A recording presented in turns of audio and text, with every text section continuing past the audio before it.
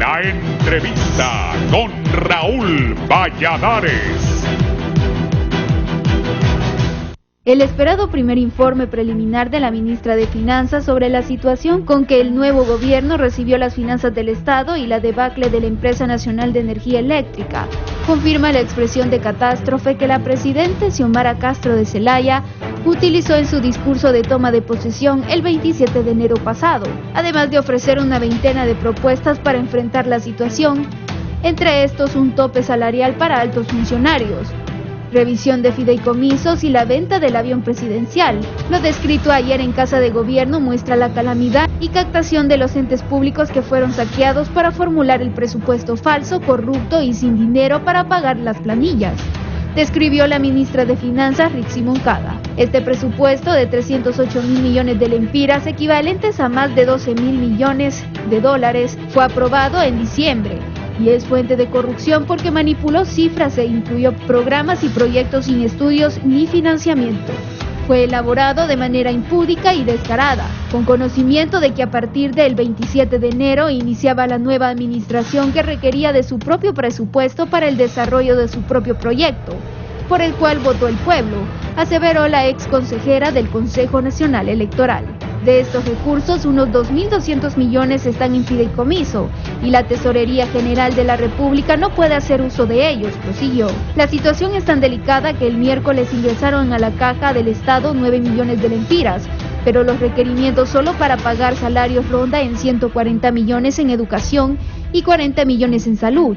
Tan solo un día antes de la toma de posesión de la presidenta Xiomara Castro, subrayó Moncada extrajeron más de 400 millones de lempiras para beneficiar a altos funcionarios. Cuestionó que al cierre del pasado gobierno se autorizó el pago de prestaciones a altos funcionarios por un total de 64.9 millones de lempiras. Afirmó Moncada que denunció la conducta de la pasada administración. El déficit del presupuesto ronda el 35%. Sin incluir la deuda que ya existe y que deja un agujero que solo en febrero requerirá de 7.000 millones y 31.000 millones de lempiras en marzo, porque hay que honrar el pago de la deuda externa. Entre el 3 y el 26 de enero, la Tesorería General de la República realizó pagos por 6.900 millones a programas seleccionados políticamente, especialmente a los deudores del programa presidencial Vida Mejor, dejando deudas de pago por más de 3.000 millones y 12.000 millones en deuda flotante, cuestionó. También destacó la falta de auditoría en el uso y manejo de contratos de fideicomiso, al eludir el principio constitucional de caja única del Tesoro y la Ley de Contratación del Estado, entre otras normas. Lo hizo la Secretaría de Finanzas en dólares al beneficiario en los Estados Unidos. Todo lo encontrado aparece como un mar de corrupción que dibuja la herencia de 12 años en los que se violentaron las normas técnicas del subsistema de tesorería. La Tesorería General de la República es una caja vacía, concluyó la secretaria de Finanzas.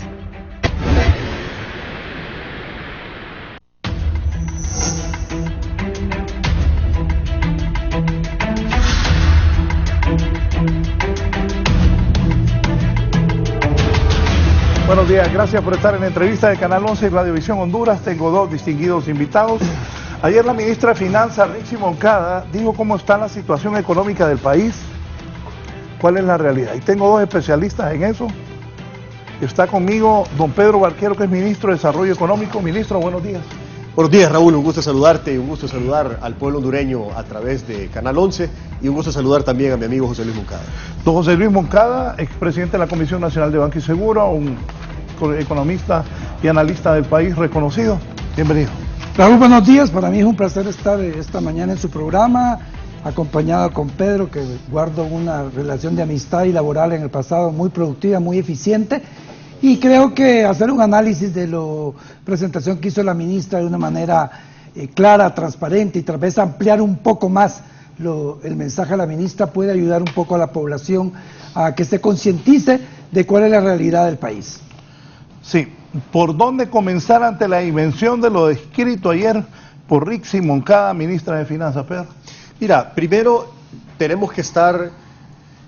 yo creo que el mensaje que se mandó ayer fue importante, porque tenemos que estar conscientes de cuál es la situación y si bien es cierto, todos sabíamos a grandes rasgos cómo estábamos recibiendo el país, pero ya cuando entras al gobierno, Raúl, y te das cuenta de los detalles, la dimensión del problema es realmente mayor de lo que uno se imaginaba.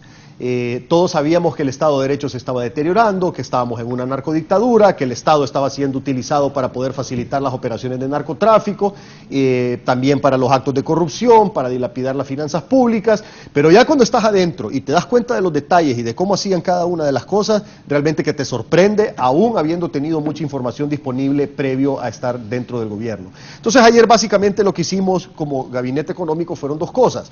Se presentó la situación real del país con cierto, digamos que nivel de información, de cifras, de datos, y luego lo que dimos a conocer es que realmente nosotros, primero, estamos preparados para resolver el problema, segundo, vamos a resolver el problema, pero tercero, eso implica un sacrificio que tenemos que hacer todos los hondureños, y los primeros en hacer el sacrificio somos nosotros mismos en el gobierno de la República por instrucciones de la presidenta. Ayer se sacaron alrededor de unas 20, 21 disposiciones, que son instrucciones de la presidenta Xiomara Castro, que es el marco con el cual vamos a estar arrancando el manejo de las finanzas públicas para poder comenzar a poner orden.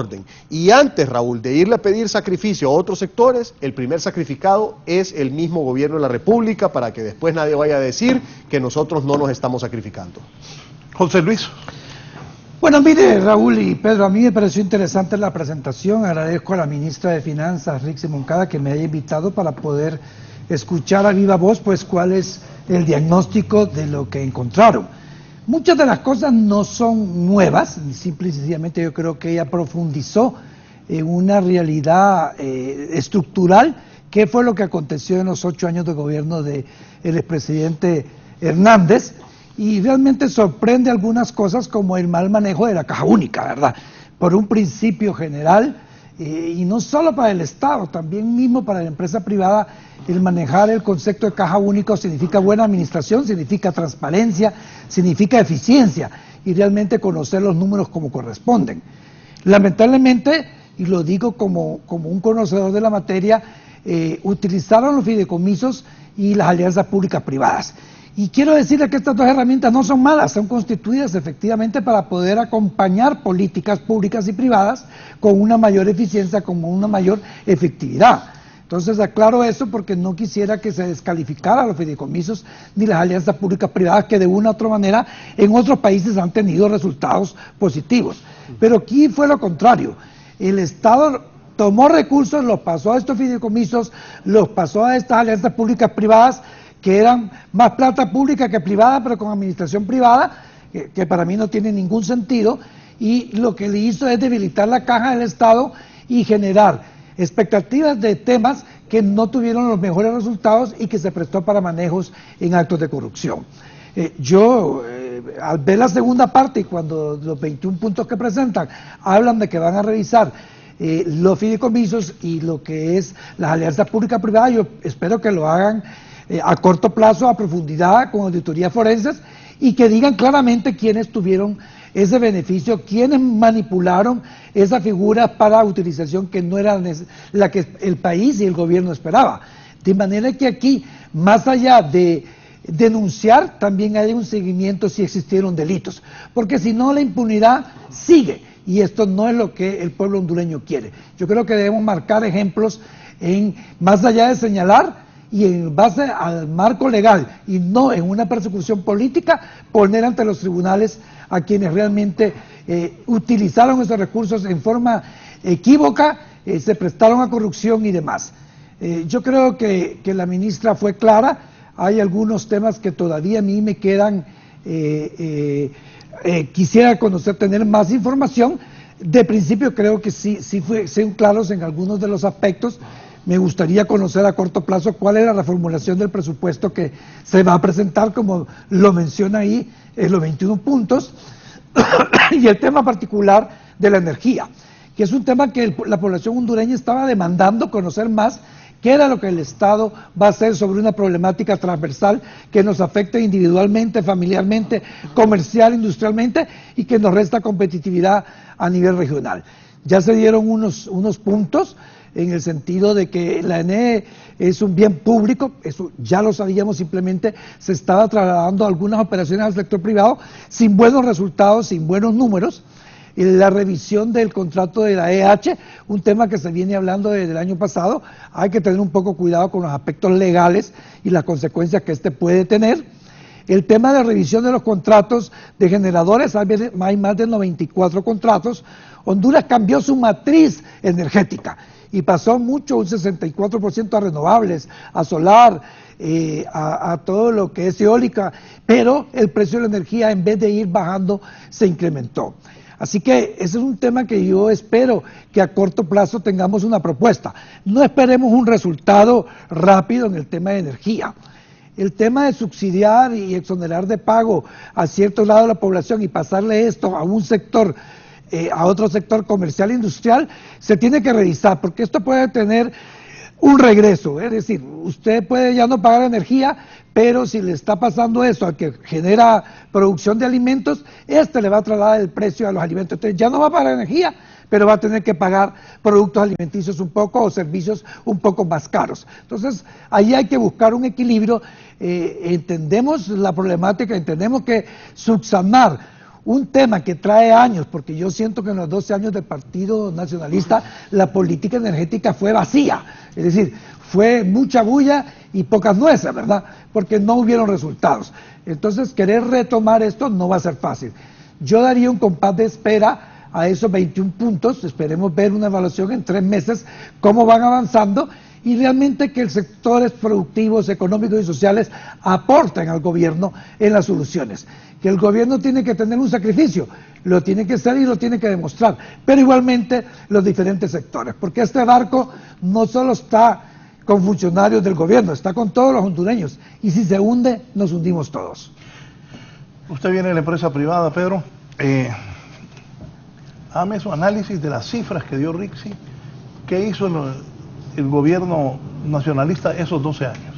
Mira, resumen, lo que más le impactó. Sí, te quiero comenzar con un comparativo. Si el gobierno fuera una casa de una familia de clase media, con un papá, una mamá y 3 hijos en la escuela, ahorita esa familia tendría que alquilar la casa y pasarse a un apartamento. Si tiene los hijos, más barato. Si tiene los hijos en una escuela bilingüe, pasarlos a una de español. Y si los tiene en una de español, pasarlos a una escuela pública. Si tiene un carro, vender el carro y comprar una moto, o empezar a moverse en bus, para poder empezar a pagar todas las deudas que nos dejaron del dinero que se robaron. Porque eso fue lo que pasó, Raúl. En este país lo que pasó fue que se robaron todo el dinero. 168,000 millones de lempiras como mínimo. Es el robo que hizo el gobierno nacionalista en poco más de una década a partir del golpe de Estado del año 2009. Y eso, Raúl, lo vamos a tener que pagar. Y es más, lo vamos a pagar, porque esa es una deuda que se adquirió como país, y el país no puede dejar de pagar sus deudas. Claro, por el otro lado, tenemos que iniciar acciones para tratar de recuperar una buena parte de lo robado. Pero eso ya es algo que le toca al sistema de justicia, pero principalmente a la Sisi, que ya está en camino de venir a nuestro país y que nos va a ayudar a hacer justicia. ¿Qué es lo que ha pasado con el Presupuesto General de la República? Sencillo, el Presupuesto General de la República, en vez de ser una herramienta de desarrollo económico y social, se convirtió en una piñata, en la cual hacían un montón de instituciones para darle trabajo a un montón de activistas del Partido Nacional, y a través de todas esas instituciones robaban dinero. No solo les bastaba con robar dinero a través de las instituciones, sino que también establecían fideicomisos para poder robar de manera más fácil, porque los fideicomisos se saltan los controles que tiene la ley de contratación del Estado y otro montón de llorar, dice Víctor, solo trabajo, más trabajo nos saca adelante. Sí, tiene razón, y eso fue lo que dijimos ayer. Ayer lo que dijimos fue, la situación es tal y tal, porque el pueblo hondureño tiene derecho a saber cómo está la situación, y después dijimos que el problema lo vamos a resolver. No, yo sí estoy de acuerdo que lo que se hizo era decir, bueno, así estamos. Exacto. Y te voy a decir una cosa, aquí no estamos llorando, aquí le estamos explicando al pueblo hondureño, porque el pueblo hondureño quiere saber cómo estamos recibiendo las cuestiones. Aquí nadie está llorando, nadie está lamentándose, sabemos cómo arreglar el problema y vamos a arreglar el problema. Tengan la seguridad que vamos a arreglar el problema. Pero obviamente la gente tiene que saber qué fue lo que pasó. Esto es como que se te metan a robar la casa y las personas que están ahí no te digan que te llevaron el televisor, te llevaron el estéreo, te llevaron el sofá. Te tenés que dar cuenta de cómo está la situación. Pero llorando, nadie está llorando. José Luis. Bueno, mire, la verdad que hay interpretaciones de acuerdo de cada lado, ¿verdad? ¿Cuántos millones dijo? 168,000 millones. Ahora, mira, perdón, José Luis, con el tema de los fideicomisos, José Luis tiene razón. Los fideicomisos y las APP son figuras que son válidas. y son buenas cuando son bien utilizadas. Esto es como que vayas a la ferretería a comprar un martillo, el martillo lo puedes usar para clavar un clavo y hacer una casa, o lo puedes usar para pegarle un martillazo en la cabeza a alguien. Entonces el problema no es la herramienta, el problema es cómo se utilizó la herramienta. Y volviendo al tema del presupuesto, estos fideicomisos fueron mal utilizados porque fueron utilizados única y exclusivamente para saltarse los controles que establece la ley del manejo de los recursos públicos en el gobierno, para poder sacar esos recursos de forma más fácil y robarse ese dinero. Entonces la situación de muchas instituciones es bastante crítica, porque no solo están sin dinero, sino que encima de eso están con un montón de personal que no se necesita y que no hay dinero para pagarle las prestaciones para poderlos mandar a su casa.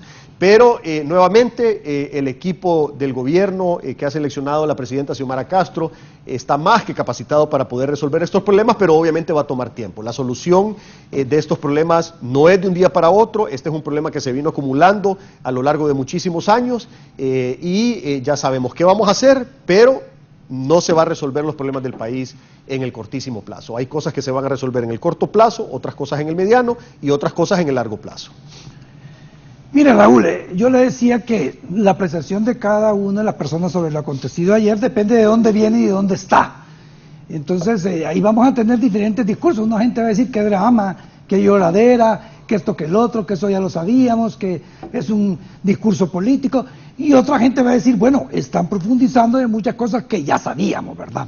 No, pero la mayoría de gente no sabía. No. Mucha gente no sabía los detalles como los presentaron ayer. No, los hondureños no había sabido. Usted sabe, él, pero el hondureño no sabe. Mire, Raúl, y hay una ventaja a favor del gobierno que a mí me parece interesante, y es la realidad, y hay que entenderla así. El gobierno saliente no tiene cómo defenderse, porque realmente el jefe de ese gobierno, pues ya sabemos dónde está. Entonces, esto lo descalifica cualquier presentación de defensa.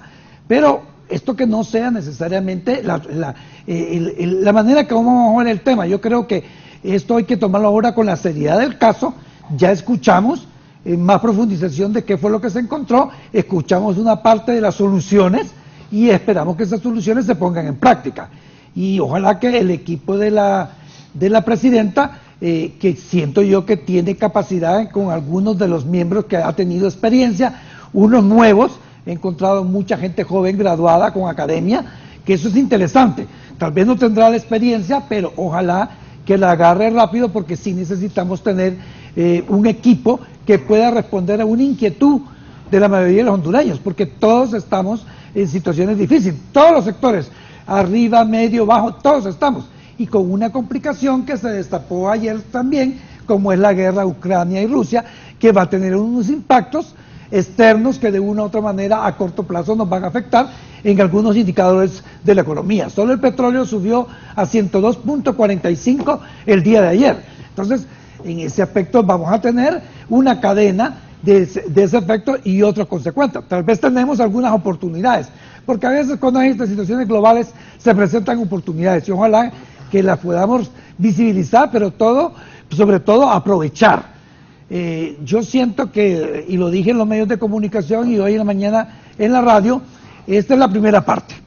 Esperemos que unos 3-4 meses que estos 21 puntos se hagan realidad y que podamos ver realmente ya un gabinete de gobierno económico integrado con acciones concretas y que vaya ganando credibilidad y no restando, porque los hondureños somos muy expertos en eso, y ahí sí creo que el sector privado, los sectores sociales, los sectores productivos tienen que aportar. Ahorita creo que el momento de crítica no es válido. Démosle un espacio al gobierno, creo que ayer dieron el primer mensaje, démosle un espacio al gobierno y tratemos de aportar. De aquí a 3-4 meses yo creo que es tiempo para que tengamos otra evaluación. Poneme 2 portadas que te mandé ahí, tanto de la prensa como del Heraldo. Aquí dice, no hay dinero pero honraremos la deuda con decisión. 64.000 millones, 137.600, ningún... Bueno, el otro, el Heraldo, es que aquí Víctor Mendez me escribe algo y lo voy a leer. Es un desastre, pero saldremos adelante. Ellos no lo eligieron de detectives, que den un mensaje positivo. Eso es lo positivo, que es un desastre, pero saldremos adelante. Los demás es puro cuento. Se lo robaron, pero honrarán las deudas. Eso es positivo para la comunidad internacional. Es correcto. Mira, el tema aquí es que está jugando con varios factores al mismo tiempo, Raúl. Y nosotros como gobierno tenemos diferentes audiencias. Y cada audiencia requiere de un mensaje diferente. Por ejemplo, a la comunidad internacional y los mercados financieros internacionales poco les importa si se robaron o no se robaron el dinero. De hecho, estas organizaciones sabían que el dinero se lo estaban robando cuando se lo seguían prestando al gobierno. A ellos lo único que les interesa es que les digamos que les vamos a pagar. Y se los estamos diciendo, les vamos a pagar. Al pueblo lo que le interesa es saber qué pasó con el dinero, porque constantemente lo preguntan. Cuando nosotros publicamos cosas en las redes sociales, Raúl, y eso lo puede ver cualquiera, déjense ver mis redes sociales y vean los comentarios que pone la gente lo que pide es justicia. La gente lo que pide es que metamos a la cárcel a los ladrones, que traigamos la Sisi, que dónde está el dinero. Entonces, esa es una respuesta que le tenemos que dar al pueblo hondureño. Luego hay otras cuestiones que quieren saber, digamos, la clase media, hay otras cuestiones que quieren saber los empresarios, y cuando uno está en un programa tan visto como el tuyo, pues obviamente tenés que dar información para todos los diferentes segmentos. No te podés enfocar solo en el sector empresarial o solo en clase media o solo en el pueblo, sino que tenés que hablar para todos porque tu audiencia tiene personas de cada uno de estos sectores. Entonces, por eso es que al pueblo hondureño se le da el diagnóstico de cómo se encuentran las finanzas públicas, al pueblo hondureño se le explica lo que es la corrupción y luego a los públicos del sector empresarial, la comunidad financiera internacional, la clase media, se le explica que definitivamente a pesar de la situación, por supuesto que vamos a salir adelante. Si eso no está en duda y nunca lo ha estado en duda, y tengan la plena seguridad que tenemos los planes ya comenzando a implementarse para poder sacar el país adelante. Obviamente va a tomar tiempo, pero sin lugar a duda, en 4 años vamos a estar en una situación completamente diferente a la que estamos hoy en día recibiendo el país. Sí, no puede decirse, me dice el abogado Germán, no puede decirse que los fideicomisos se utilizaron para evadir la norma. El ministro debe tener claro que la figura existe, que la ley la permite y que en la presidencia del expresidente Zelaya se utilizó la figura del fideicomiso. El fideicomiso da transparencia y evita que los funcionarios públicos estén chantajeando a los inversionistas, quienes son los que arriesgan su dinero. Las APP y las fiduciarias se buscan para dar seguridad jurídica. Es lo que menos se obtiene porque funcionarios públicos y empresarios acostumbrados a dominar boicotean la figura y quieren robarse los proyectos. Bueno, él mismo da la respuesta al final. O sea, el problema no es la figura de fideicomiso, el problema no es la figura de la APP, el problema es la mala utilización. Y sí se mal utilizó. O sea, en la medida que vaya saliendo más información a la luz pública, todo el pueblo hondureño se va a dar cuenta que esos fideicomisos, muchos de ellos, no te puedo decir que todos, porque no los he revisado todos, no he revisado toda la información, pero sí hay fideicomisos que yo con toda seguridad y garantía te digo, se utilizaron solo para robarse el dinero. Entonces, ¿es mala la figura del fideicomiso? No. ¿Fue mal utilizada? Sí. ¿Para qué lo utilizaron? Para robarse el dinero. Y eso está comprobado. Y le vamos a dar toda la información a la Sisi, al Ministerio Público, también al Departamento de Justicia de Estados Unidos, porque andan pidiendo información, y ahí pues van a haber consecuencias para todas las personas que metieron las manos donde no las debieron haber metido a tocar el dinero sagrado del pueblo. Dice el abogado Carlos Padilla, comencemos a castigar lo que debe ser castigado. Ya basta de arreglos y negociaciones políticas para ver y dejar pasar cosas como esta. Solamente vamos como ejemplo a Costa Rica. ¿Cuántos expresidentes, alcaldes, diputados y ministros procesados por actos de corrupción? Ya basta. Ese es otro tema importante, el mensaje que estamos mandando. El mensaje que estamos mandando es que no vamos a tolerar la corrupción y que no vamos a tolerar que se use la institucionalidad para favorecer el narcotráfico. El mensaje está claro y ese mensaje no es solo para las personas que van saliendo, es para nosotros que vamos entrando también, porque al final de cuentas, si alguno de nosotros del equipo de la presidenta Xiomara Castro se le encuentra con alguna cuestión indebida, también va a recibir un castigo. Las personas que andan pensando que porque están cerca del poder van a poder hacer lo que quieran, están muy equivocados. Estas personas probablemente no conozcan bien a la presidenta, no sepan los arreglos que hay con el gobierno de Estados Unidos y con otra gente, pero hay mucha gente que si está pensando que porque está cerca del gobierno o porque está en el gobierno va a poder hacer actos de corrupción o va a poder favorecer actos relacionados con el narcotráfico, están bien equivocados y se van a llevar un buen susto cuando los descubramos. Ahora, Raúl, yo lo que sí siento que es importante y creo que Pedro sabe perfectamente eso y en el pasado hemos compartido algunas actividades profesionales, y es que distribuyamos bien el tiempo de la capacidad del gabinete y del gobierno. Es decir, yo estoy claro que hay que identificar los actos de corrupción, que hay que ponerlo donde corresponde, que la CICI puede venir a complementar, y yo sobre la CICI tengo una opinión personal que para mí, y lo discutía con algunos miembros de la comunidad internacional ayer, es que tiene que venir a fortalecer la capacidad de los operadores de justicia y de investigación, pero no a hacer justicia, porque entonces ahí sí entramos en un tema que a mí me parece peligroso. Pero volviendo a mi posición, es decir, una cosa es identificar, no permitir mayor impunidad, que se encarguen los órganos del Estado, pero el gobierno se tiene que dedicar a trabajar para echar a trabajar la máquina como corresponde, porque si no, no vamos a tener el impacto que los hondureños quieren. Mire, la gente que está pasando hambre no tiene para mañana, es decir, no le podemos decir, mire, denos tiempo, tenga paciencia. Esa gente necesita realmente acciones concretas a corto plazo. Así que yo espero que el gabinete pues emprenda esos 21 puntos en una forma más rápida, más eficiente, con la prioridad del caso, de manera que los pueda ir ajustando y que a corto plazo presente otros puntos que a mi criterio de repente ya están haciendo, pero no eran prioritario enunciarlos. Entonces, démosle esa oportunidad.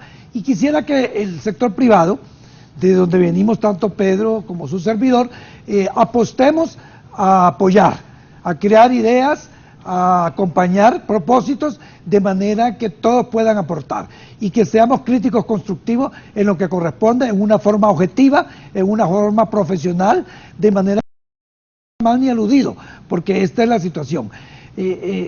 La sociedad hondureña y el grupo económico que está detrás del grupo político y social es pequeño. Aquí todos nos conocemos, pero a veces nos limitamos por ese grado que es pequeño y porque tenemos amistades y familia. Aquí debe prevalecer realmente la objetividad. Pero este tema, no, mira, descubrir esto, pero este es primo de aquel, y aquel es amigo mío, y no podemos porque esta es una cadena. Ese tipo de cosas tiene que desaparecer si realmente los hondureños queremos darle el respaldo. El último informe del Banco Mundial que leí decía un tema muy interesante sobre la política fiscal y la confianza y la credibilidad que tiene que tener el gobierno. Es decir, no vamos a tener una política fiscal y de administración si el gobierno no se gana la confianza y la credibilidad de los diferentes sectores. Y esto es haciendo las formas transparentes, objetivas, sin mediar familias, amistades y demás. Y la cosa tiene que ser así. El abogado Nelson Zavala, ese informe presentado por el gobierno actual decepciona. Yo me enfocaría en buscar soluciones. Ya el país tiene órganos de investigación para que evalúen el actuar de sus funcionarios, pero decir hoy, no tengo plata para pagar planillas, cuando el Estado sigue recaudando impuestos, es lastimoso. A mí me enseñaron a ocuparme de los problemas y resolver, no preocuparme. No, si es que preocupados no estamos, Raúl. Estamos ocupados solucionando los problemas. O sea, lo que pasa es que esto es como cuando vas al médico, llegas donde el médico y antes de darte la medicina, el médico te da el diagnóstico. Ayer lo que se hizo fue una presentación de la situación actual junto con las soluciones que vamos a empezar a implementar. La cuestión es bien sencilla, no hay dinero, es cierto, no hay dinero. ¿Qué vamos a hacer? Pues obviamente vamos a buscar los recursos que ya los tenemos casi conseguidos. Yo creo que la gente ha malinterpretado lo que se hizo el día de ayer por ese par de comentarios que te veo ahí en tu celular. Pero el tema es, repito nuevamente, esto es como cuando vas al médico. El médico te tiene que decir un diagnóstico, qué es lo que tenés, y después te da la medicina. Eso hicimos ayer, hicimos el diagnóstico y pusimos las primeras medicinas para poder resolver el problema. Yo estoy de acuerdo con lo que se hizo. Claro, es que es necesario, Raúl. Para empezar te voy a decir una cosa, el pueblo hondureño lo estaba pidiendo. El pueblo hondureño quería saber exactamente cómo están las cuestiones, y si bien es cierto, había mucha información disponible, el nivel de detalle con el que se presentó ayer, no había habido una presentación con ese montón de información en el país. Ahora, estoy de acuerdo, nosotros no vamos a pasar tampoco con ese diagnóstico los 4 años, el diagnóstico fue ayer se dio el diagnóstico, murió el diagnóstico y ahora trabajar en la solución que estamos trabajando desde antes de las elecciones, porque ¿qué fue lo que pasó? Mientras estábamos en campaña se hizo un plan de gobierno para poder venir a resolver los problemas. Cuando ganamos las elecciones tuvimos una comisión de transición que entró mucho más en detalle del plan de gobierno para poder resolver los problemas. Y desde el día 1 estamos trabajando en resolver los problemas. Entonces no es que estamos solo estacionados ahí con un diagnóstico, nada que ver. Si aquí todos estamos trabajando para resolver el problema, cada quien en su área, porque eso que dice José Luis es importante. Mi trabajo es en el Ministerio de Desarrollo Económico. Hay una persona encargada del tema anticorrupción, que es el doctor Edmundo Orellana. Él es el que va a coordinar todo eso. No es que todos los ministros vamos a andar ahí viendo a ver cómo combatimos la corrupción. Ese no es nuestro trabajo. El trabajo ese es del doctor Edmundo Orellana con su equipo, con la Fiscalía, con la CICI, etcétera, etcétera, con el CNA, porque el Consejo Nacional Anticorrupción también nos está ayudando.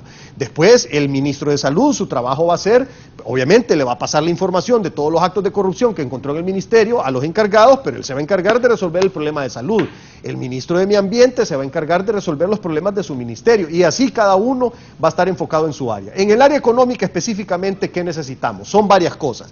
El principal problema por el cual la inversión estaba huyendo del país, porque la inversión estaba huyendo del país, la inversión extranjera directa pasó de 1.500 millones de dólares en el 2014 a 498 millones de dólares en el 2019. ¿Y de esos son reinversión? Más del 80%. Pero el punto es que tenías 1.400, 1.500 millones de dólares y cayó 66% a 498 millones en el 2019, antes de la pandemia y antes de los huracanes. ¿Razones para que pasara esto? Varias. Primero, la falta de Estado de Derecho. La destrucción del Estado de Derecho es la principal porque no te da seguridad jurídica.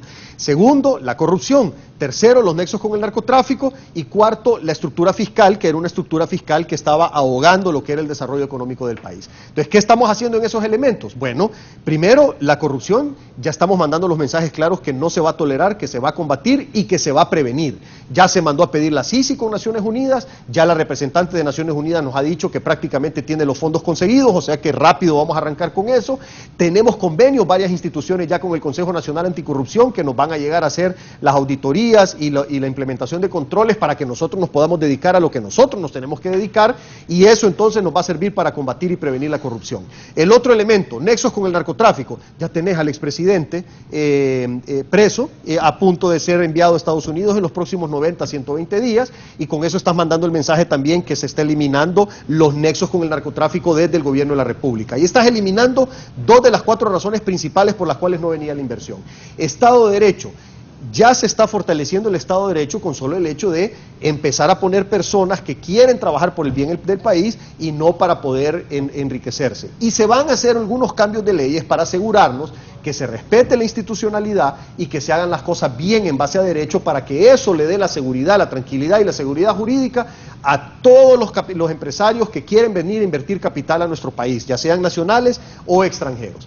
Y el último tema, con la parte fiscal, pues eso obviamente está en revisión. Estamos viendo, no hay espacio ahorita para bajar impuestos, que eso sería lo ideal para estimular la economía, pero no hay espacio. Entonces, ¿qué es lo que se va a hacer? Bueno, vamos a ver qué otros incentivos vamos a implementar para poder estimular la inversión. Ahorita, en este momento, Raúl, y probablemente hoy lo tengamos listo, estamos trabajando en en un nuevo decreto para incentivar a los micros y a los pequeños emprendedores. Y luego vamos a hacer un paquete para los medianos y los grandes. Con eso entonces vamos a estar comenzando a convertirnos en un destino para la inversión, y poco a poco van a venir los capitales que tanto necesitamos para generar las fuentes de empleo. Ahora, Pedro, yo sí quisiera que usted nos pudiera ampliar, porque usted fue el que anunció públicamente, que ayer no lo escuché, que va a haber una reducción del 12% del gasto en cada una de las secretarías. Ayer no lo escuché y yo quería escucharlo porque era una confirmación oficial de la temática. A mí me parece interesante y creo que es un sacrificio que es válido, y reconocer al gobierno que proceda de esa manera.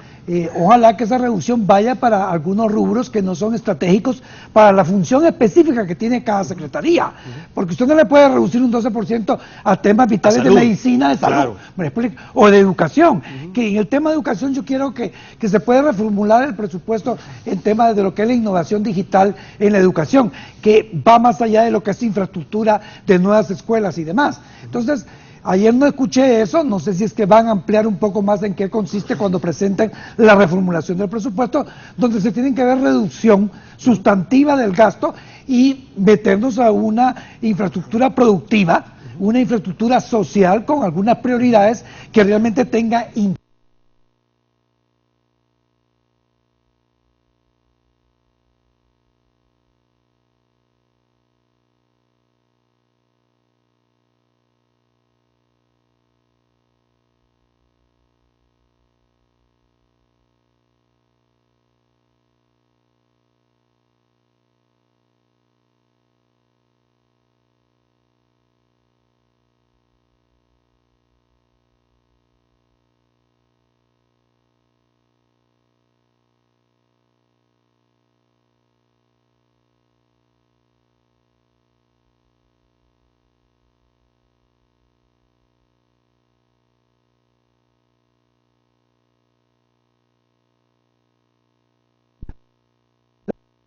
la institución o es el valor total. Entonces ahí tenemos que tener mucho cuidado porque tiene que haber un equilibrio y una lógica. Queremos incentivar las pymes, queremos apoyarlas, queremos darle capital de semilla, queremos darle garantía, queremos darle mercado, queremos juntarlo para que generen volumen y este volumen tenga tendencia a exportación a mercados más grandes. A mí me parece genial. Es decir, yo soy a favor de las pymes, trabajé en el pasado en eso y me parece que hay que hacer. Pero hay que crearle todas las condiciones integrales para que realmente tenga un efecto.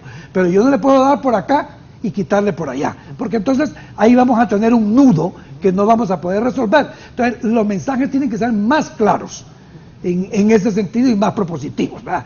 Y yo creo que es un momento de adaptación del gabinete económico. Son personas que se conocen, son personas que cada quien tiene su función en su institución, pero que van a tener que juntarse para mandar mensajes bien claros, bien integrales, bien contundentes, para que los diferentes operadores económicos nacionales e internacionales lo entiendan, porque el tema de inversión depende de eso. Es decir, cualquier inversionista nacional que quiera mantener su inversión o meter más, o cualquier extranjero, tiene que tener esa claridad. Y hay otro tema que a mí me gusta y que Raúl conoce, es el tema de la seguridad social. Es un costo permanente que tienen las empresas. Usted lo sabe perfectamente. Usted paga una cuota del seguro social, pero tiene que tener una póliza de seguro de gastos médicos. Tiene que aportar a un fondo de pensiones privado, porque lo que paga aquí no es justa. Y no hay mejor cosa que invertir en el activo fundamental, que es la persona. Y la persona tiene que tener condiciones de que tiene una atención de salud digna, eficiente, y que va a tener a mediano plazo una jubilación. Eso mentalmente tiene que ver con productividad. Y Honduras es uno de los países que tiene un bajo índice de productividad, porque no se le han dado las condiciones correspondientes. Entonces, aquí hay varias líneas que a mi criterio tenemos que integrar para que realmente tengamos efecto. Y la persona es el objetivo fundamental. Totalmente de acuerdo. Mira, solo está, don Pedro, ministro, que se exprese por una autoridad, dice el abogado Nelson Zavala, que se exprese por una autoridad de la categoría de don Pedro Barquero, administrativa, que los fideicomisos se usaron para robar recursos sin que eso esté determinado por una autoridad competente, es lastimoso, y amenazar, alístense, que todo lo va a saber la CICI. Es muestra que la inseguridad jurídica será parte del día a día. Mi deseo es que el gobierno nacional lo haga de la mejor forma. No podemos desearle el mal, pues nos afecta a todos. Nuestros mejores deseos, y si nuestras competencias pueden aportar, cuenten con nuestra comparecencia. Una persona con mucha experiencia me enseñó que lo más barato de hacer las cosas mal es que nos tocará hacerlas dos veces. Un abrazo fraterno a sus distinguidos invitados. Pero ¿por qué va a haber inseguridad jurídica al hacer justicia en el país? ¿Por qué va a haber inseguridad jurídica de llevar a la gente que se robó el dinero público a la CICI, a los tribunales, a que rindan cuentas? No veo yo por qué va a haber inseguridad jurídica en eso. A mí lo que me da pesar es que más bien hayan personas que piensen de esa manera, porque entonces ¿qué vamos a hacer? ¿Vamos a dejar todo el sucio debajo de la alfombra y vamos a seguir con la impunidad que ha reinado en el país? Estaríamos mandando un pésimo mensaje. Si nosotros no nos aseguramos como país, y ahí no me refiero solo al gobierno, como país, de que paguen las consecuencias las personas que dilapidaron los recursos públicos en el pasado reciente, lo que va a pasar es que la historia se va a repetir. Porque entonces otras personas van a decir, hey, aquellos robaron y no les pasó nada, yo voy a llegar a robar también. Y el país nunca se va a desarrollar. Es una tristeza que se quiere usar como excusa la seguridad jurídica para tratar de meter a la gente en un manto de impunidad. Y eso no lo vamos a permitir porque no es correcto. Dicho eso, regresando a los dos comentarios de José Luis, el primer decreto está detenido porque va a ser sujeto de un mayor análisis. Y tal como se había prometido en tiempos de campaña, este es un gobierno que va a ser de reconciliación, de diálogo y de consensos. Entonces nos vamos a sentar con todos los diferentes actores involucrados para poder escuchar los diferentes puntos de vista y tomar mejores decisiones. Y así, esa es la manera en que se van a manejar los temas, no solo los temas económicos, sino que todos los temas del país. Y con lo segundo que decías de la seguridad social, totalmente de acuerdo. En Honduras necesitamos una verdadera reforma de la seguridad social que le responda a los trabajadores, porque no la hemos tenido. La ley marco de protección social en realidad no cambió nada, simple y sencillamente seguimos con lo mismo. Hay que revisarla, totalmente. Hay que reformularla. Entonces hay que hacer cambios, pero cambios fuertes para poder realmente responderle a la población y a los trabajadores sobre las necesidades de la seguridad social y el tema de las pensiones. Cuando se pasó la ley marco de protección social, de esa se desprendían 4 leyes, para la cual daban un plazo, si mal no recuerdo, de 18 meses para poderlas hacer. El artículo 58. Correcto, que era la ley general de salud, la ley del seguro social, la ley de las AFPs y la ley de los accidentes de riesgo profesional. Correcto. Entonces, accidentes de tránsito, perdón. Ninguna de esas 4 leyes. Ya hay 2 que están listas, que han avanzado, pero nunca se terminaron. Ninguna se terminó, aparte ninguna de eso, pasó Pedro, por el Congreso. Pedro, esa ley hay que reformarla porque hay una mezcla.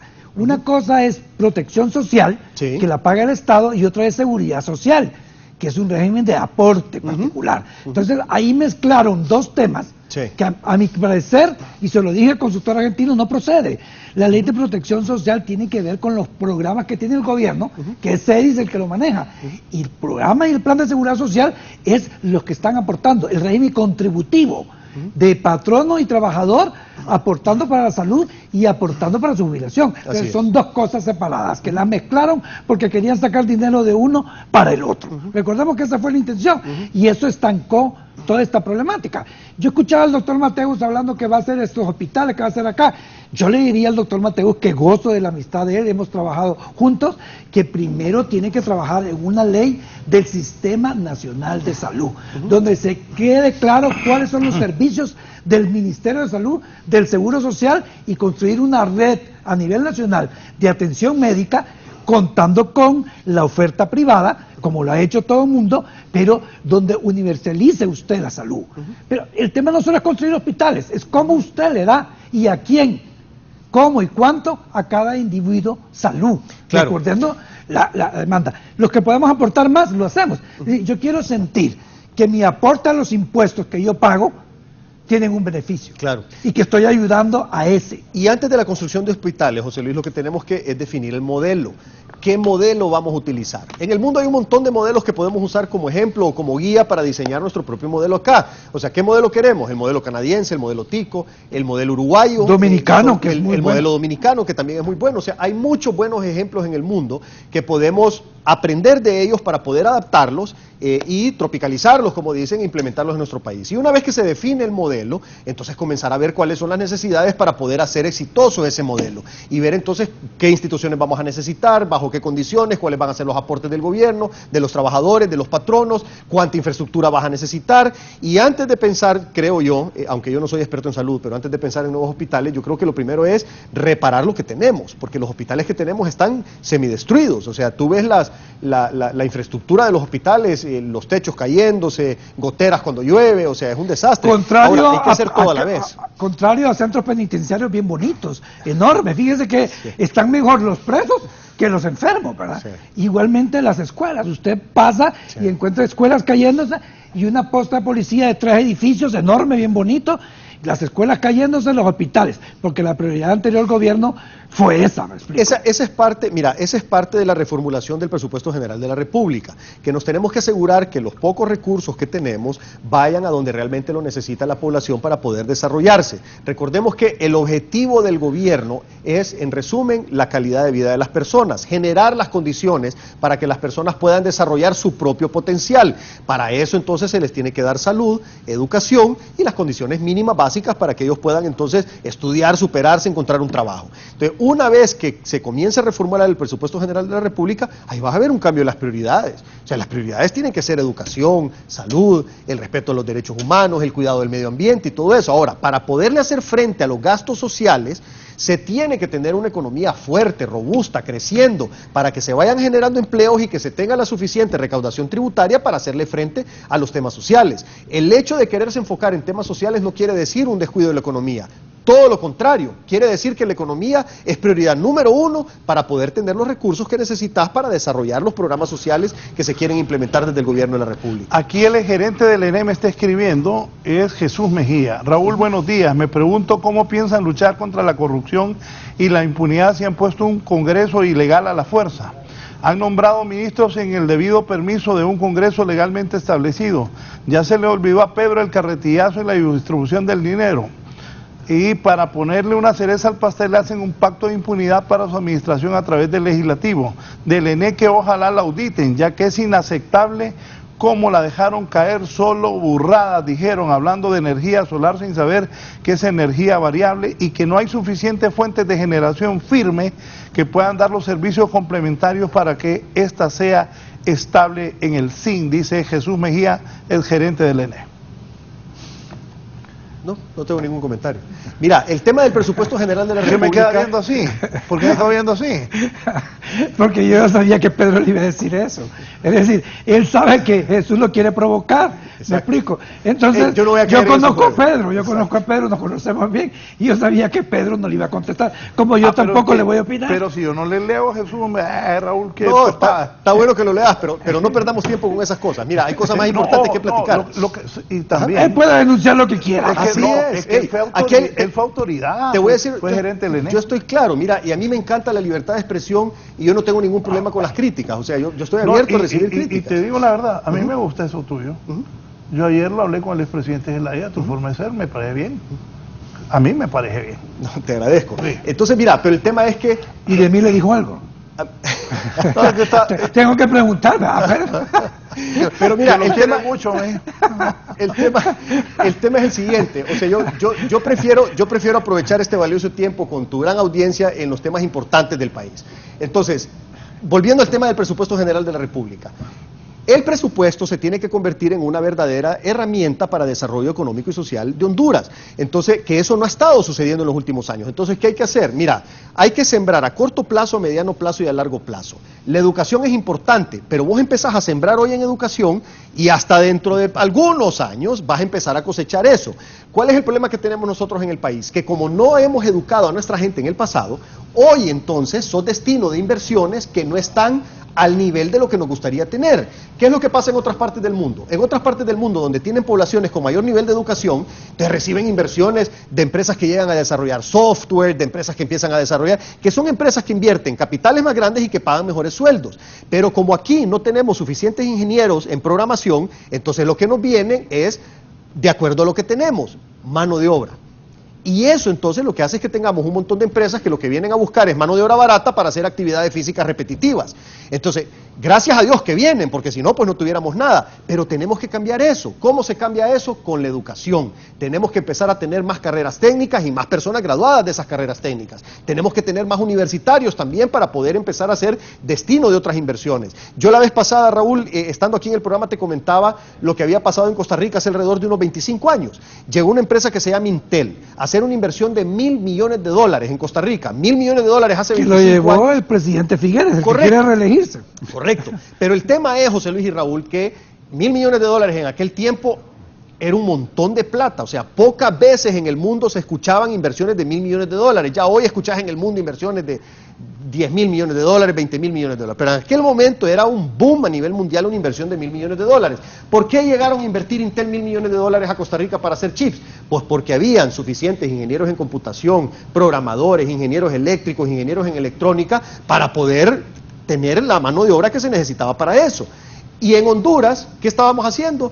Pues actividades físicas repetitivas. Bajando 25 bananos, años después, bajando bajando bananos, bananos y costurando camisetas. 25 años después, ¿qué estamos haciendo? Lo mismo. Entonces, ¿por qué? Porque no educamos a nuestra gente y hemos perdido una enorme cantidad de décadas en eso. Entonces, hay que sembrar en la educación. La salud es importante también. Vos no podés tener una población en su máximo nivel de producción si no le da salud. Y ahí entra el tema también no solo de la salud, de que tenerle la aspirina cuando llegue al hospital, es la prevención. Eso es lo más importante. Educar a la gente en lo que es la nutrición y la prevención para poder tener una población más sana y que de ese modo sea más productiva. El otro tema, el cuidado del medio ambiente. Ese es un problema serio a nivel mundial y se ha descuidado. Nuestro país está totalmente deforestado. Cuando andábamos en campaña y anduvimos recorriendo 16 de los 18 departamentos, nos dábamos cuenta de cómo están depelados los cerros y los bosques de nuestro país.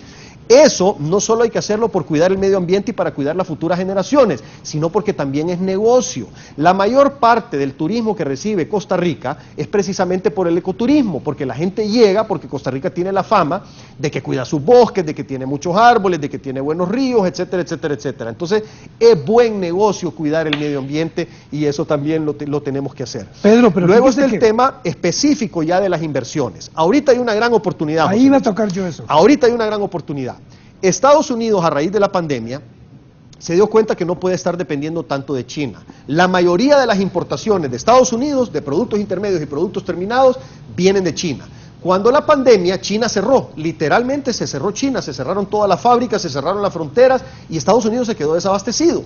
Eso, sumado a los problemas geopolíticos, lleva a Estados Unidos a tomar la decisión de aminorar la dependencia de China y de comenzar a abastecerse de otras partes del mundo. Eso se llama nearshoring. Ese nearshoring es la oportunidad que nosotros tenemos que aprovechar.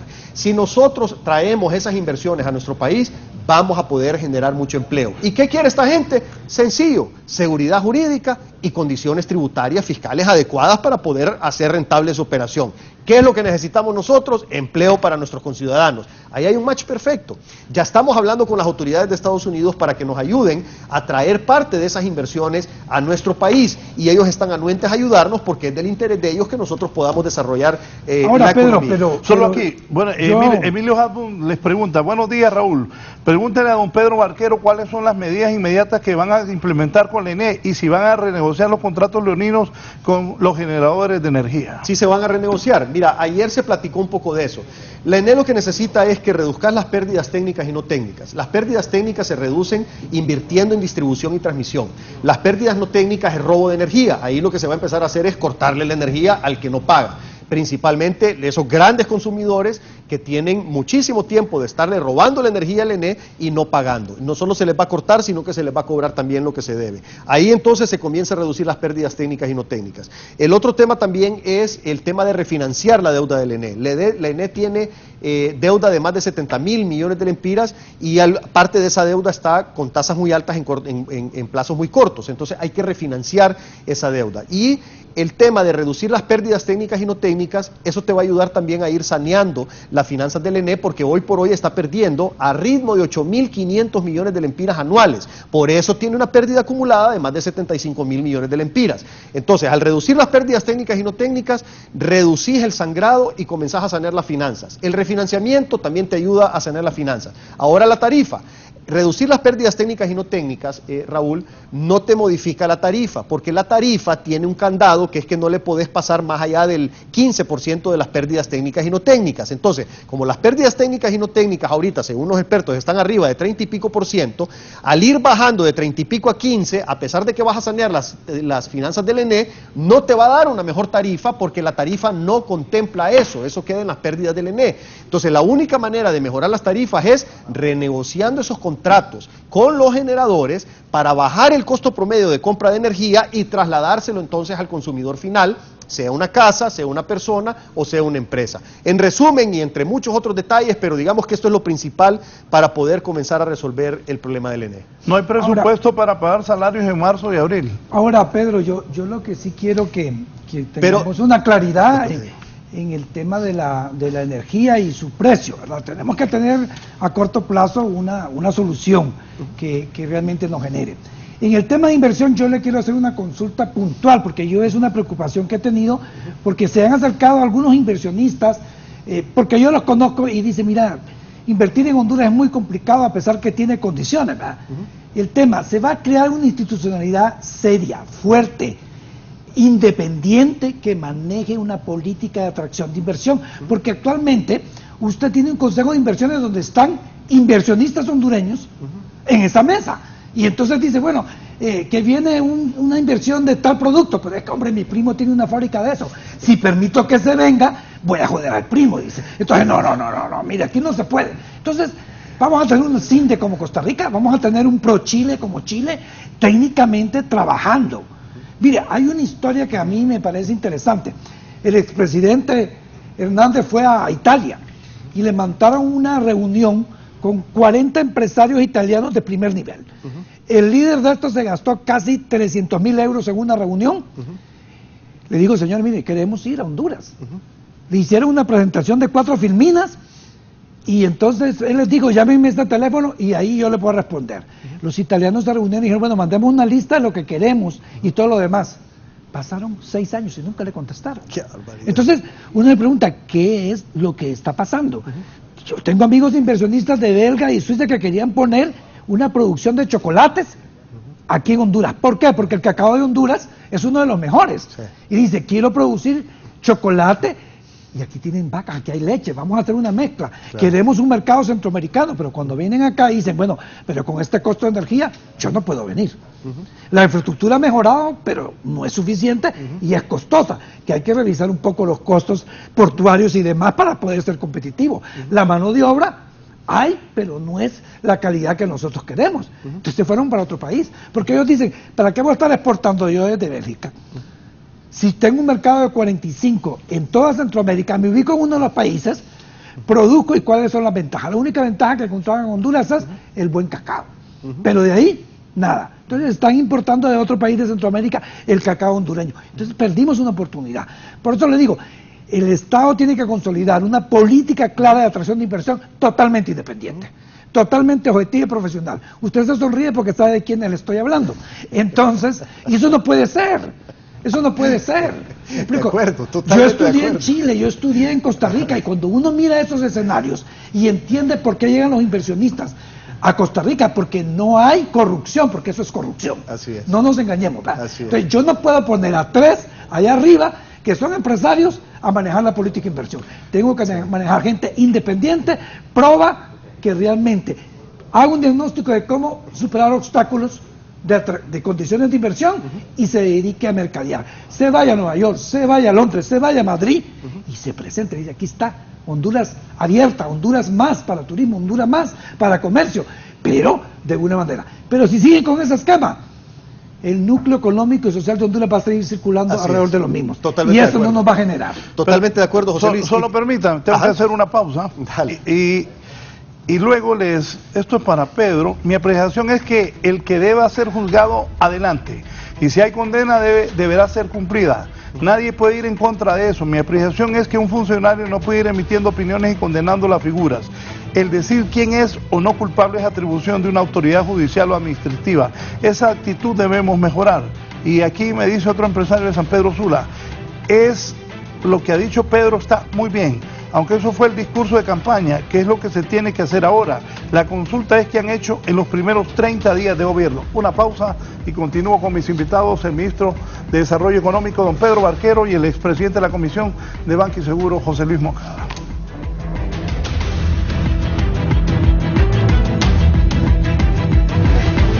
Ya volvemos con más de la entrevista con Raúl Valladares. Continuamos con más de la entrevista con Raúl Valladares.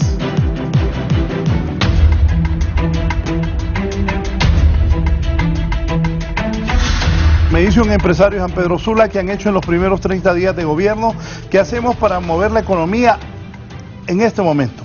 La educación toma tiempo, sacar a un niño bien educado, de alimentarlo bien el niño y de educarlo por 20 años. Por mientras hay que pensar en promover otras industrias.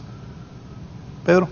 Sí, de acuerdo. Eso es lo que platicábamos en el segmento anterior, de que la educación toma tiempo, pero hay que hacerla, pues, porque hay un tiempo de siembra y un tiempo de cosecha. ¿Qué se ha hecho ahorita? Ahorita se está poniendo orden en la casa y se están comenzando a implementar los primeros cambios en el presupuesto general de la República para que este presupuesto nos sirva como una herramienta de desarrollo económico y social. En esto probablemente a inicios de la otra semana vamos a sacar ya el decreto de apoyo a las MIPYMES, en donde se van a dar a conocer los detalles de cuáles son los incentivos que se les van a dar. No es para las MIPYMES, perdón, es para las MIPES, para las micro y las pequeñas. Y luego se va a trabajar en terminar de diseñar el paquete de las medianas y las grandes. Entonces, con esto lo que buscamos es varias cosas. Primero, nosotros tenemos una enorme informalidad en el país. O sea, de hecho, según datos oficiales del Instituto Nacional de Estadística, más del 70% del empleo, a nivel nacional es en el sector informal. Entonces, tenemos que ver cómo le ayudamos a este sector informal a formalizarse. Este nuevo decreto para micros y pequeños, la idea es ayudar a que parte de esta informalidad se formalice y que de esa manera entonces se sume a contribuir para el desarrollo económico y social. Luego estamos viendo varias cosas. Por ejemplo, hay un tema que durante muchos años se estuvo pidiendo el gobierno por parte del sector privado, y ese es un tema que estamos revisando ahorita, que es la exoneración el impuesto sobre ventas de las materias primas y maquinarias de los productos exentos. Aquí en el país tenemos una distorsión que es la siguiente: cuando tú produces un producto de la canasta básica, si tú lo produces, cuando tú importas la materia prima, pagas el impuesto sobre venta, pero cuando vendes, el producto es exento, no recuperas el impuesto sobre venta y eso entonces te aumenta tu costo de producción. Pero si vos lo importás, ese producto terminado de la canasta básica, lo importás sin pagar el impuesto, y lo vendes sin cobrar el impuesto. Entonces, eso pone en desventaja al productor versus el importador. Eso estamos en proceso de corregirlo, porque eso fue lo que provocó que hace algunos años muchas fábricas, específicamente entre el 2018 y 2019, muchas fábricas cerraran en Honduras y se fueran a Guatemala a instalar sus procesos productivos para solo importar en Honduras. Y en Honduras, de tener procesos productivos y distribución, pasaron a tener solo distribución y se llevaron la producción a Guatemala. ¿Qué pasa ahorita, por ejemplo? Sigue pasando lo mismo. Las personas que están dedicadas al rubro de útiles, específicamente los cuadernos. Hace algunos años habían como 7 o 8 empresas aquí en el país que hacían cuadernos. Hoy solo tenemos 3 y hay una que está a punto de desaparecer. O sea que si no tomamos medidas rápido, dentro de poco solo nos van a quedar 2. Entonces, este es un tema importante que va a ayudar a que atraigamos inversión en lo que es la parte productiva de los productos exentos, de la canasta básica, y que venga y que podamos salvar también las empresas que están a punto de quebrar. Entonces, como esto, hay un montón de elementos que poco a poco se tienen que ir analizando y se tienen que ir resolviendo para poder estimular lo que es la inversión nacional y la inversión extranjera. Estamos trabajando también con el Consejo Hondureño de la Empresa Privada, que nos está dando un listado de prioridades de cuáles son los procesos que tenemos que simplificar. Y ya tenemos un acuerdo con el BID y con el PNUD que nos van a ayudar con consultores para acompañarnos en ese proceso conjunto entre el gobierno y la empresa privada para la simplificación de procesos. Vamos a ir trabajando los procesos en bloques de 10, vamos a agarrar los 10 procesos más críticos ahorita, que la prioridad la va a definir el mismo sector privado, y nos van a decir, a donde más me duele son estos 10 procesos, y los vamos a agarrar y los vamos a simplificar y los vamos a tratar de automatizar. Y por el otro lado también estamos recogiendo las listas de las necesidades de los problemas que ya requieren un decreto, un cambio de un artículo, un cambio de una ley, como el problema de las materias primas, de los productos exentos, para ir analizando cada uno de estos y buscándole una solución. Entonces, hemos avanzado en ese sentido y obviamente pues se tienen que terminar de consensuar los cambios, hay que presentárselos después a la presidenta y una vez que se tenga la aprobación va para el Congreso y se implementan en la práctica. ¿Cómo van a pagar los salarios marzo, abril, enero, febrero? Con deuda. Es que no hay opción y eso es lo que está pasando. El Banco Central le pasó de 19.000 millones. Exactamente, entonces es con deuda, o sea, ahí no hay opción, o sea, tenés un problema inmediato, no tenés liquidez, la única opción es endeudarse, no hay de otra. ¿Nos gusta? No nos gusta, pero no tenemos opción. La ministra Rixi Moncada subrayó que todas las deudas del gobierno serán pagadas. ¿De dónde y cómo? Sí, bueno, hay diferentes maneras. Primero, del presupuesto general de la República, vos tenés que de tu recaudación tributaria, que son alrededor de 127.000 millones de lempiras proyectados para este año, más o menos la mitad la vas a usar para pagar deuda. La otra mitad se te ven sueldos y salarios. Entonces, ¿qué es lo que vas a hacer para cerrar el presupuesto del lado de los gastos? Pues adquirir nueva deuda. Lo que no vamos a hacer es seguir endeudando el país al ritmo que se estuvo endeudando en los años anteriores. Nosotros vamos a ir endeudando el país cada vez menos porque vamos a reducir los gastos cada vez más. Entonces, con esa reducción de gastos, la necesidad de financiamiento se va a ir disminuyendo. Y recordemos que ahorita el gobierno acaba de gastar un montón de plata, porque con la excusa de la pandemia consiguieron autorización del Fondo Monetario Internacional y cambiaron la ley de responsabilidad fiscal para poder tener un déficit mayor que lo que la ley permite. Y ese déficit mayor, lo que trajo como consecuencia es, obviamente, muchísimo más deuda que la vamos a pagar porque... Mal utilizada. Mal utilizada, claro, porque lo que hicieron fue, bueno, parte de ese dinero fue el robo de los 50 millones de dólares de los hospitales móviles. Pero bueno, el tema es que la parte de los sueldos y salarios se va a resolver con deuda, una parte de esa la va a cubrir un préstamo del Banco Central que ya establece la ley un mecanismo para poder utilizar esos fondos y ese mecanismo es el que estamos utilizando a través de la declaratoria de emergencia en un decreto que fue enviado al Congreso la semana pasada. Sí, esto, pongan atención, lo anotamos anoche. Rixi Moncada citó que esa crisis es la ruta para desarrollar un modelo socialista. ¿Concuerda con eso, don Pedro? ¿Qué Sí. consecuencias legales se podría derivar de esto? ¿Habrá responsabilidad penal y confiscatorias? Ojo, persecución penal contra el expresidente y sus ministros. Ok, a ver, tocaste varios temas. Primero, no es únicamente socialismo, es una socialdemocracia lo que queremos implementar en el país. Y mucha gente se asusta y dice social y se les vienen a la mente un montón de a cosas. Kamala Harris la ponían y cuando el discurso en Estados Unidos, los noticieros y asustados. Pero mira, te voy a explicar. ¿Qué es la socialdemocracia? Es el modelo europeo. Países como Finlandia, países como Francia, países como Noruega, lo que tienen es una socialdemocracia. Eso es lo que nosotros queremos. Realmente, en América, en todo el continente americano, no encontrás un modelo tan bueno como los encontrás en Europa. Purista, Entonces, pues, en el sentido de la esencia filosófica, exacto, política y económica. Exacto, es decir, porque lo llevan a la no práctica. Hay. Exacto. Y en Honduras tampoco, la verdad. No, que en Honduras hablar de eso de que no, socialderecha, sí. socialdemocrático. No, mira, aquí no ha habido, José Luis, y tú bien lo sabes, aquí no ha habido un modelo. Aquí ha habido un desastre, una piñata, robo y corrupción y narcotráfico. Eso es lo que ha habido en el país. Mango la cosa. Exactamente, pero tener un modelo realmente, aquí no ha habido un modelo. Entonces, ¿cuál es el modelo que se quiere? El modelo socialdemocrático de Europa. Hay países que son sumamente exitosos en Europa con este modelo socialdemocrático. Entonces, Francia, por ejemplo, nadie puede negar el éxito que tiene Francia. Noruega, Finlandia, Suiza, Suecia, son países que tienen realmente historia, política, cultural y...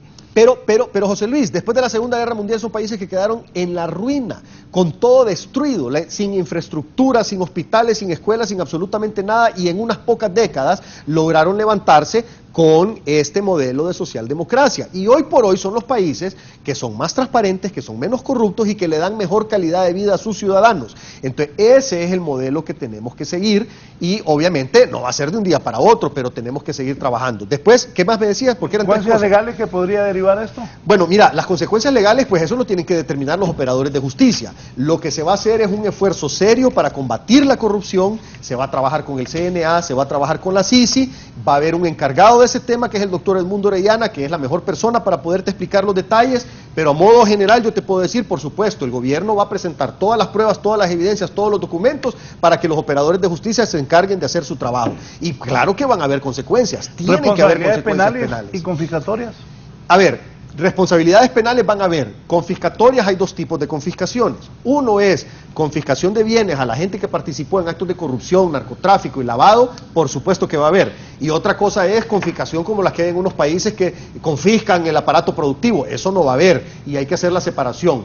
Aquí lo que queremos tener en el país es un verdadero sistema de justicia que se encargue de premiar al que se porte bien y castigar al que se porte mal. Esto no va a ser persecución política y esto no va a ser inseguridad jurídica. Todo lo contrario, un buen sistema de justicia, Raúl y José Luis, que se encarga de castigar a los delincuentes, genera mayor confianza y mayor seguridad jurídica que un sistema que no lo hace. ¿Va a haber persecución penal contra los exministros? Va a haber persecución penal en contra de los delitos, no en contra de las personas. Si hay personas que cometieron delitos, pues van a tener que pagar las consecuencias, pero persecución política no va a haber. Lo que va a haber es presentación de datos para que los operadores de justicia se encarguen de hacer justicia, de llevar a los tribunales a las personas, que se cumple el debido derecho, tienen el derecho a la defensa y van a tener todas las garantías constitucionales, pero al final, si se demuestra que alguien fue ladrón y que robó, pues va a terminar en la cárcel. Ahora, Pedro, yo lo que siento es que el día de ayer fue una presentación interesante en hallazgos y propuestas, pero ninguno de esos van a poder transcurrir si no tenemos una estabilidad política. Y la estabilidad política en este momento no es la que quisiéramos tener los hondureños. Yo creo que el Congreso se ha convertido en un escenario que en vez de generar una consolidación de ideas y propuestas, se ha convertido en totalmente lo opuesto, ¿verdad?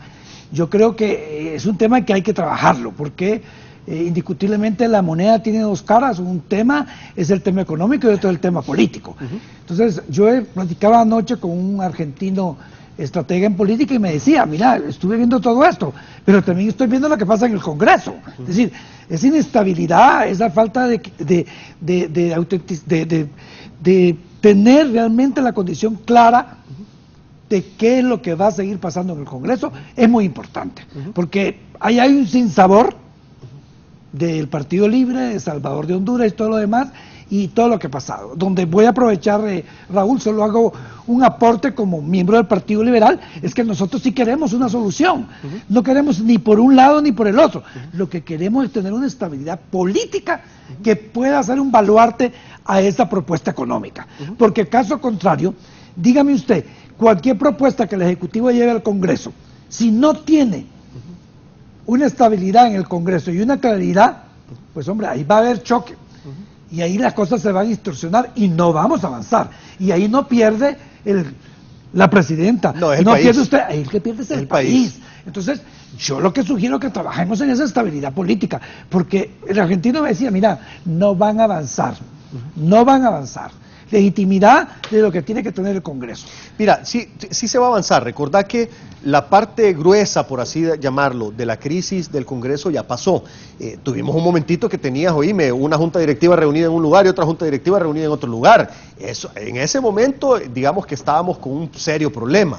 Después pues ya se logró reconciliar una parte, se volvieron a unir los hermanos de Libertad y Refundación, lo cual es muy bueno. Dicho sea de paso, la alianza entre los hermanos de Libre... Menos Beatriz, ¿no? La alianza, mira, pero yo te voy a decir algo, la alianza entre para ponerle algo de Chile a esto. Mira, la alianza José Luis y Raúl entre los hermanos del Libre y el Partido Salvador de Honduras es una alianza sólida. O sea, es una alianza sólida que va a continuar, porque tenemos un compromiso con el pueblo hondureño de ayudar a sacar adelante el país. Ahora, volviendo al tema del Congreso, yo estoy de acuerdo contigo que esos días fueron bastante complicados y generaron mucha inestabilidad política y mucha incertidumbre también desde el punto de vista económico, porque al final de cuentas, si no tenés estabilidad política, no podés desarrollar la economía. Pero gracias a Dios esa crisis ya fue superada. Ya ahorita ya se reconciliaron los hermanos del Libre, ya tenemos que los del Partido Nacional están participando en las sesiones del Congreso, ya están discutiendo las leyes, ya se están aprobando cosas, y eso pues obviamente en la medida que vaya pasando el tiempo, esa mala parte de la historia pues va a quedar atrás y estamos seguros que el Congreso va a poder ser un pilar fundamental para el desarrollo económico del país. Todos estamos conscientes, José Luis, de lo que estás diciendo. Si no trabajamos de la mano, no subordinados, porque los poderes del Estado son independientes, si no trabajamos de la mano, nosotros en el Ejecutivo, con el Congreso, la tarea se complica considerablemente y no vamos a poder llegar a las metas. No, yo particularmente, y Raúl sabe de lo que estoy hablando, yo espero que estas situaciones entre Libre y el Partido Liberal se superen, porque el Partido Liberal tiene una posición muy clara de lo que quiere el país, y se está manejando prudente en muchas cosas a favor de no crear más conflictividad, pero sí estamos claros que queremos legitimidad y queremos participar en lo mejor para el país. Y ahí es donde el Libre tiene que entender cuál es el mensaje del Partido Liberal, que quiere o no tiene 22 diputados, que representa una fuerza. Y disculpe que me entré al tema político, pero no podemos hablar de soluciones económicas si no resolvemos una situación en el Congreso. De acuerdo, mira, yo como parte del Ejecutivo pues no puedo interferir en los asuntos del Congreso, pero como ciudadano sí te puedo decir, tenemos que tener un Congreso fuerte, sólido, consolidado, que trabaje en conjunto con nosotros en el Ejecutivo para poder sacar adelante la agenda y el plan de gobierno que tenemos con la presidenta Xiomara Castro. Me dice un empresario de San Pedro, dígale al ministro Pedro Arquero que si van a trabajar en la eliminación del arancel de la bobina de acero galvanizado, ya que esto provocó un aumento considerable a los techos de las viviendas más humildes del país. Este impuesto lo pusieron para favorecer una sola fábrica, que es el mismo dueño del aeropuerto de Palmerola, Lenir Pérez. Si me manda la información, con gusto me encargo de ver cómo solucionamos ese tema. Si es un empresario de San Pedro, lo más seguro es que tenga mi número o que conozca a alguien que tiene mi número. Que me lo mande, la información, Pedro, y yo con gusto me encargo ese ejemplo de esa alianza pública-privada para mí es cuestionable, ¿verdad? ¿Cómo tiene usted una alianza pública donde el 70% del capital lo pone el Estado y la dirección es privada? Pero no solo eso, José Luis, mira, los expertos... Ese aeropuerto... Ya te voy a hablar de eso, mira, los expertos nos dicen... ¿Cuál Alemania? ¿Cuál aeropuerto de Múnich? Te voy a contar algo. Los expertos nos han dicho que la inversión real en ese aeropuerto fueron posiblemente alrededor de $50 millones. Y dicen que invirtieron $200 millones.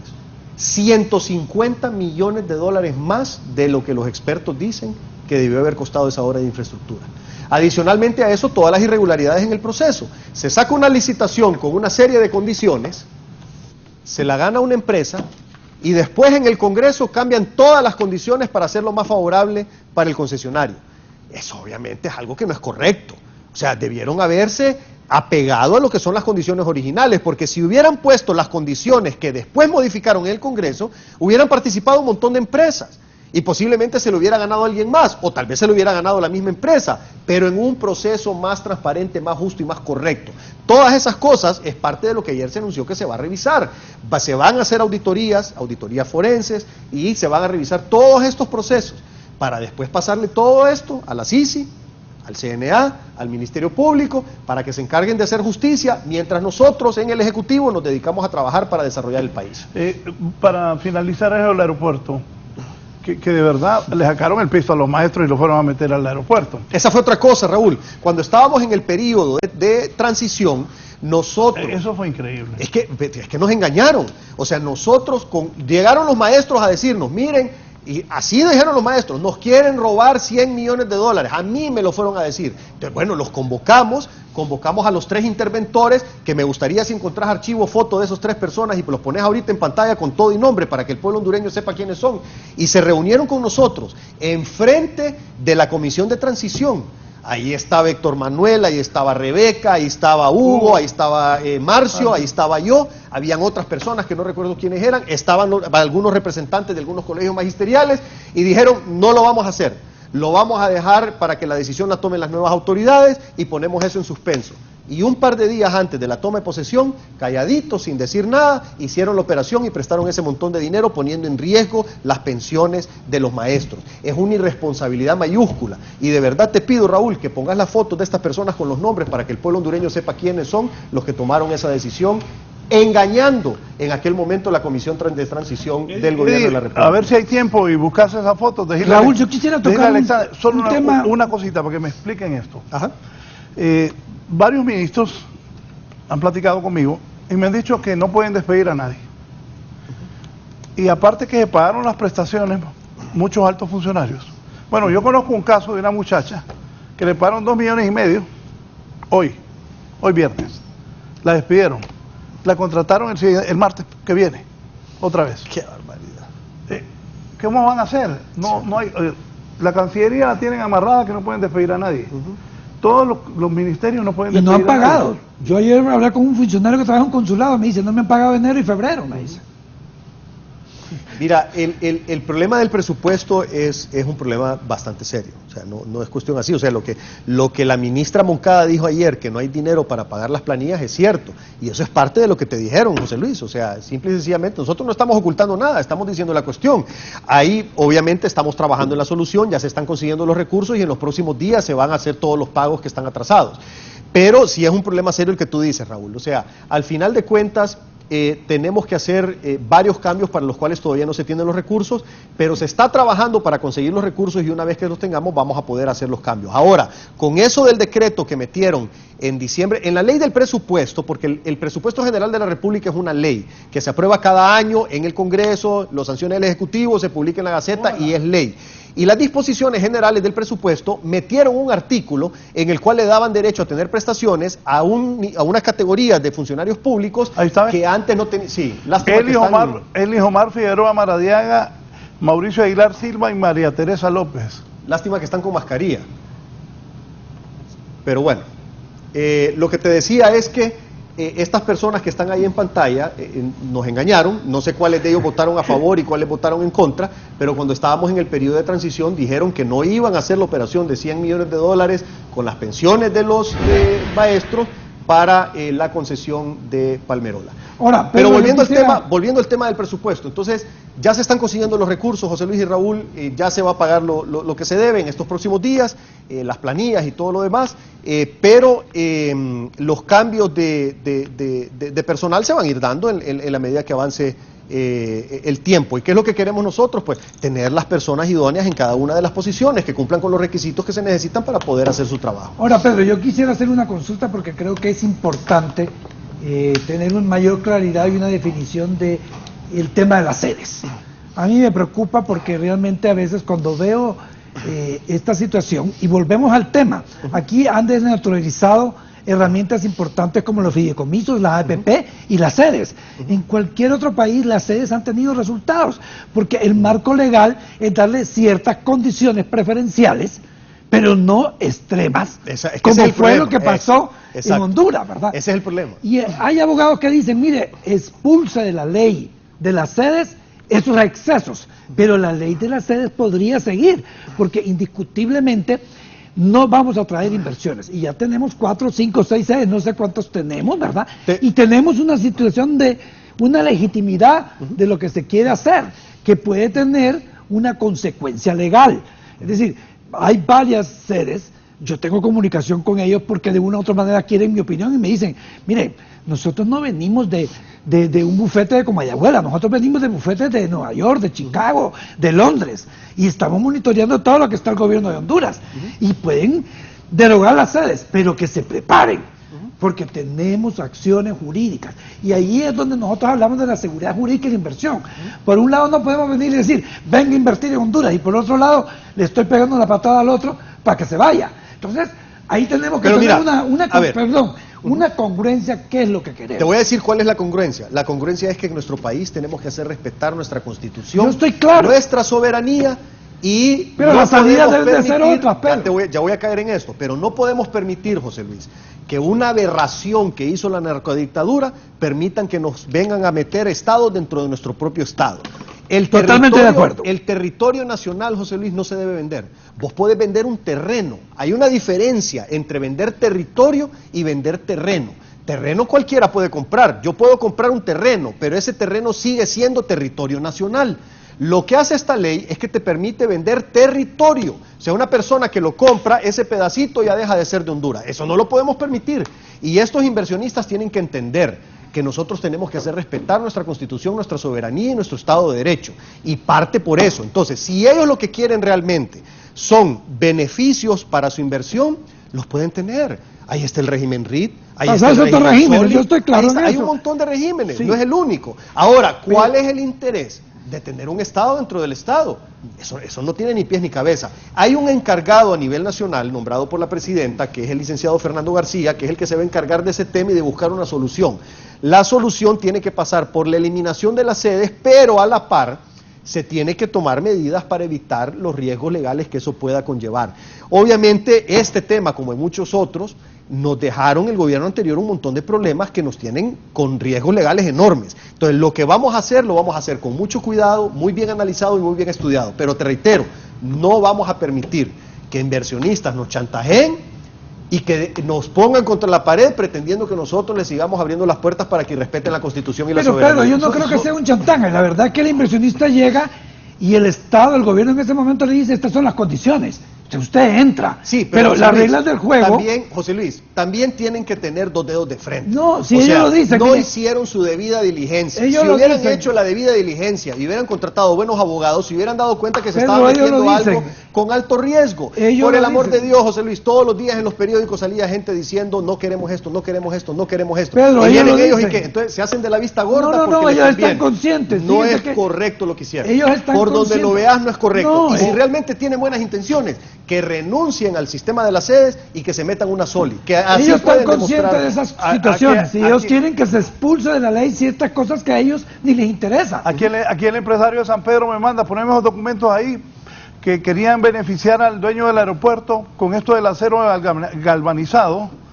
Ponela, ahí está la información para don Pedro, poner las tres, ya se la mandé a don Pedro, al ministro, a su teléfono. Y dice aquí, estas son las partidas arancelarias del acero galvanizado en bobina que quieren favorecer a Lenir Pérez solo para él, que es el dueño del aeropuerto de Palmerola también. Ahí está la información. En política vamos a ver, es lo mismo decir que no. Ojalá confiamos en don Pedro Barquero, que él sí será la diferencia. Con gusto. Hoy mismo pongo al equipo a revisar este tema. Muchas gracias por la información. Pero Pedro, yo le reitero, mire, yo cuando dialogo con esta gente de las sedes, no porque tengo inversión ni nada por el estilo, yo no tengo más inversión de lo poco que tengo, y ellos dicen, estamos conscientes que esta ley, pero cuando nosotros llegamos nos dijeron eso, y nosotros no ocupamos una gran cantidad de cosas. Mira, ¿cómo se les ocurre venir a un país que estaba, después de un golpe de Estado, manejado por una narcodictadura, teniendo un presidente que estaba con nexos con el narcotráfico, altamente corrupto, con un proyecto que todo el mundo criticaba y reclamaba? ¿Cómo se les ocurre hacer inversiones bajo ese régimen? O sea, te lo digo honestamente, es una enorme falta de criterio la que hicieron estas personas. Si hay personas que vinieron de buena fe, fue eso. Claro, si vinieron de buena fe, entonces que demuestren la buena fe, sentándose con nosotros y cambiándose otro régimen que les vamos a facilitar todos los procesos para que lo puedan hacer. Para mí esa es la línea, porque ¿También? si nosotros públicamente estamos mandando un mensaje y la gente no sabe los detalles, queremos inversión. Creamos un escenario adverso. Usted sabe lo que pasó. Usted sabe lo que pasó el 27 o el 28 de enero en el mundo internacional, ¿verdad? ¿Qué fue lo que pasó? Con unas palabras que usted trató de corregir después y que tenemos que seguir manejando un discurso con mucho cuidado. No, a la gente dígale cuál palabra. El hecho de que estamos en quiebra, que no podemos pagar, ¿verdad? Entonces, se dispara el bono soberano, se dan unas condiciones. Entonces, tenemos que tener mucho cuidado. Yo creo que se están haciendo las enmiendas, se estamos alineando y hay que dar un tiempo. Y eso es lo correcto. Pero en el tema de inversión también, porque ya sea inversión en sede, en otro mecanismo, hay que José tener... Luis, pero el mensaje es el correcto. El mensaje es, señores, les damos la salida. Está el RIT, está el SOLI. Son bienvenidos a nuestro país. Vengan, traigan sus capitales, ayúdennos a generar empleo, pero respetando la Constitución y la soberanía. Pero bajo un modelo administrativo independiente. La última pregunta, pues, ya no hay tiempo. Buen día, ¿qué pasó con esto, amigo? El ministro, Honduras otorgó a BG Group en mayo del 2013 un contrato de explotación por 4 años prorrogables por 2 años más junto con uno de explotación por 20 años prorrogable por otros 5 años. La inversión inicial del proyecto en el periodo 2014-2015 era de $20 millones. Tienen que investigar, hablo de petróleo. Si verdaderamente en nuestro país existe petróleo en cantidades comerciales suficientes, deberíamos empezar a analizar seriamente, dice Fernando Alvarenga desde San Pedro Sula. Saludos al ministro. Gracias. Mira, hasta donde tengo entendido, todavía no se ha encontrado petróleo en cantidades como para justificar una inversión de ir a poner un pozo petrolero. Y obviamente, conociendo a la presidenta, si eso llegara a pasar, eso va a ser inversión nacional. José Luis, nos vamos. Mensaje. Bueno, mire, yo siento que ayer fue como un banderillazo que el gobierno dio, un diagnóstico claro, transparente, dramático sí, pero a veces se necesita el dramatismo en estas cosas para que se pueda entender. Se dieron 21 puntos, yo esperaría que haya más profundidad en estos 3 meses de esos puntos y algunos otros temas que para mí también son prioritarios para poder tener una respuesta. Yo le doy un espacio al nuevo gobierno, al nuevo gabinete, y creo que todos los sectores lo tienen que hacer en una forma propositiva, aportando soluciones y prestándose, porque el país es Honduras y no es solo el gobierno, somos todos los hondureños. Y entonces, si tuvimos el aguante y aguantamos 12 años, no podemos estar pidiéndole correr en un mes al nuevo gobierno. Entonces, tengamos paciencia, demos el espacio, aportemos, estamos todos en el mismo barco y eso es lo que yo pienso. De mi parte van a tener eso y voy a tener críticas positivas en soluciones porque me interesa Honduras. Gracias, don José Luis Moncada. Ministro Pedro Barquero, su mensaje al pueblo sobre este informe que dieron, y le deseo la mejor de las suertes ahora que ya es ministro, ya no es campaña. Ya nos puede invitar a un cafecito por ahí. Con el sueldo, quién sabe. Vos me vas a tener que invitar, José Luis. No, gracias, Raúl, te agradezco por el espacio, fue un gusto compartir contigo, José Luis, como siempre. Muchas gracias al pueblo hondureño por estar pendiente de la entrevista. Definitivamente que tenemos muchos retos en el país, la situación es bastante crítica, pero tengan confianza que los problemas los vamos a resolver. Tenemos suficiente capital humano y la decisión de hacer las cosas bien, empezando por la cabeza del gobierno, que es la presidenta Xiomara Castro, que nos ha dado instrucciones claras de resolver los problemas del país y de trabajar con honradez, con transparencia y con rendición de cuentas. Estamos totalmente abiertos a las críticas, a las opiniones, a las sugerencias también. Si miran cosas que se pueden hacer mejor, con el mayor de los gustos, nosotros estamos siempre abiertos para poder mejorar el trabajo que día a día hacemos desde el gobierno de la República. Un fuerte abrazo a todos, bendiciones. Gracias, el ministro de Desarrollo Económico, don Pedro Barquero, el expresidente de la Comisión de Banca, don José Luis Moncada. Que tengan un buen viernes, sigan con Canal 11.